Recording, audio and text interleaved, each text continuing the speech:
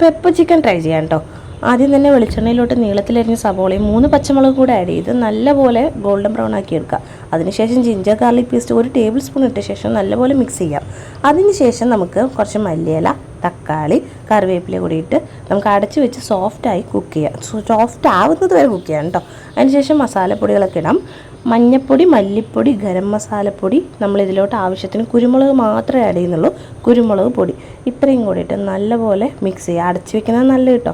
അടച്ചു വെച്ച് നല്ലപോലെ പച്ചമണം മാറിയതിന് ശേഷം pepper chicken masala 2 table spoon കൂടെ ആഡ് ചെയ്ത് നല്ലപോലെ മിക്സ് ചെയ്തെടുക്കാം. അതിനുശേഷം നമുക്ക് ആവശ്യത്തിന് ഉപ്പും കുറച്ച് തൈര് കൂടെ ആഡ് ചെയ്ത് മിക്സ് ചെയ്തെടുക്കാം. ഞാനിവിടെ എടുക്കുന്നത് പാർട്സോടെ ഉള്ള ചിക്കനാണ്. അപ്പോൾ ആ ചിക്കൻ കൂടി ഇട്ട് നല്ലപോലെ യോജിപ്പിച്ചതിന് ശേഷം കുറച്ച് കറിവേപ്പിലയും മല്ലിയിലയും മേലെ അപ്ലൈ ചെയ്തതിന് ശേഷം അടച്ച് വെച്ച് കുക്ക് ചെയ്യാം. വെള്ളത്തിൻ്റെ ആവശ്യം ഒട്ടും ഇല്ല കേട്ടോ. അപ്പോൾ അത്രയേ ഉള്ളൂ. ടേസ്റ്റ് ചെയ്ത് നോക്കാം. അടിപൊളിയാണ് കേട്ടോ. ട്രൈ ചെയ്യൂ.